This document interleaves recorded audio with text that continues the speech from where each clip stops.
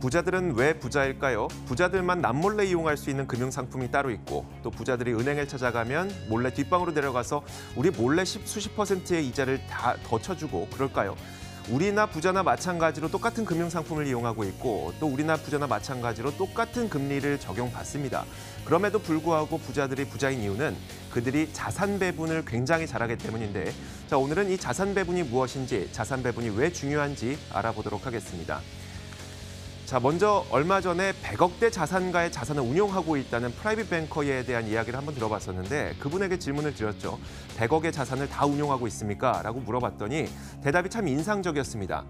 자, 그분은 이 부자들이 어떤 분들인데요? 라고 하면서 그분들은 프라이빗 뱅커 10명에게 10억씩 분산시켜서 굴리도록 한다고 합니다. 그러니까 각각의 프라이빗 뱅커들이 자산 배분이 굉장히 잘 되어 있는데 그 프라이빗 뱅커들조차 분산시켜 놓는 이렇게 자산 배분에 굉장한 신경을 쓰고 있는 게 바로 고액 자산가들이라는 얘기입니다. 자산 배분이 필요한 이유를 살펴보면요. 우리가 굳이 손실을 볼 수 있는 리스크를 감당하면서까지 투자를 하는 이유는 무엇일까요? 바로 남들보다 더 나은 삶을 살기 위해서입니다. 그런데 대부분의 개인들이 들고 있는 자산의 형태를 보면 주식이나 부동산 이런 형태가 대부분이죠. 뭐 펀드, 보험 이런 것들 들고 있겠지만 다양한 금융상품들 대부분이 주식이나 원자재 같은 위험 자산을 기초 자산으로 만든 것이기 때문에 대부분 개인들이 들고 있는 자산의 형태는 힘들 때 다 같이 힘들 수밖에 없는 위험 자산밖에 들고 있지 않는다는 겁니다. 그러면 좋을 때 더 좋냐? 사실 희한하게도 내 집값은 덜 올라가고 내 주가는 덜 올라가죠. 자, 이런 위험 자산들만 들고 있는 게 바로 개인들의 자산 형태입니다. 자산 배분에 대한 이야기를 하게 되면 어떤 분들은 또 이런 이야기를 할 수도 있는데요. 저는 경기 민감주도 갖고 있고요. 경기 방어주, 가치주, 성장주 다양하게 들고 있습니다. 저 잘하고 있죠? 라고 얘기할 수도 있겠지만 사실 이거는 다양한 형태의 위험 자산을 들고 있을 뿐이지 자산 배분이 되어 있다고 볼 수는 없습니다. 이런 분들도 마찬가지로 장 빠질 때 장사 없다고 주식 가격은 다 같이 하락할 수밖에 없겠죠. 힘들 때 다 같이 힘든 위험 자산만을 다양한 종류의 형태로 들고 있을 뿐이란 얘기입니다. 자산 배분은 물론 평생에 걸쳐서 언제나 중요한 사항이긴 하지만 최근 들어서 이 자산 배분의 중요성이 더 높아지고 있습니다.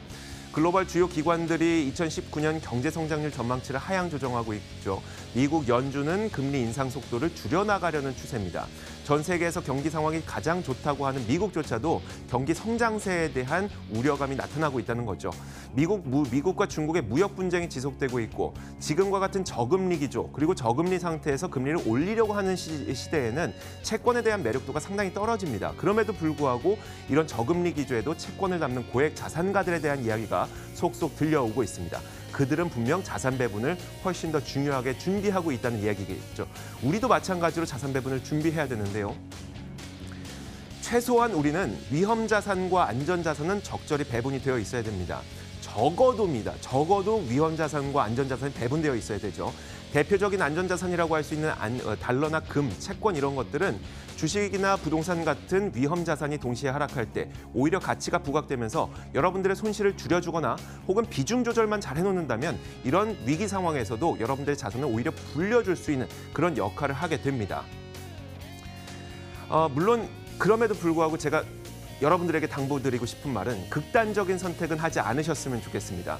간간히 이런 이야기를 듣죠. 위기를 기회로 만들었던 전설 같은 이야기들, 영화로 많이 만들어지게 되는데 2008년 글로벌 금융위기를 영화로 만들었던 빅쇼트에서는 풋옵션을 이용해서 큰돈 만졌던 사람들에 대한 이야기가 나옵니다. 얼마 전에 개봉했었던 1997년 외환위기를 그렸던 영화 국가보도의 날에서는 달러 매수로 큰돈을 만졌던 주인공에 대한 이야기가 나오게 되죠. 그러면서 나도 이 위기를 한번 기회로 만들어 볼 거야. 안전자산에 풀 베팅을 한다. 자산 배분은 베팅이 아닙니다. 안전자산에 풀 베팅을 했다가 만약 전 세계 각국에서 시장을 개선시키기 위한 어떤 노력으로 위기 상황에 처해지지 않게 된다면 결국 이 투자는 실패를 하게 되는 것이고요. 혹은 신성장 산업이 발동을 하게 되면서 시장의 심리가 개선되게 된다면 마찬가지로 이거는 시장의 심리가 개선되면서 안전자산 풀 베팅은 실패를 하게 되는 겁니다. 결국 우리가 시장이 하락한다고 해서 주식과 같은 위험 자산에 투자하지 말아야 될 이유도 없는 것이고요. 항상 우리는 나중에 후회하게 되죠. 예전 그때 한번 살 걸 이란 후회를 했던 것처럼 시장이 하락한다고 해서 위험 자산 투자를 줄일 이유도 없는 거고 시장이 하락한다고 해서 안전 자산에 풀 베팅을 할 이유도 없는 겁니다. 다만 중요한 것은 여러분들이 나의 자산을 어떻게 배분시킬 것이냐. 물론 자산 배분의 종류는 수없이 많습니다. 그리고 투자자의 입맛에 따라서도 제각각이기 때문에 이 자리에서 자산 배분 어떻게 하십시오라고 하는 것은 불가능하겠지만 여러분들도 나의 자산을 어떻게 배분할 것인지 지금부터라도 최소한 조금씩 공부해 보시길 바랍니다. 시장을 읽는 남자입니다.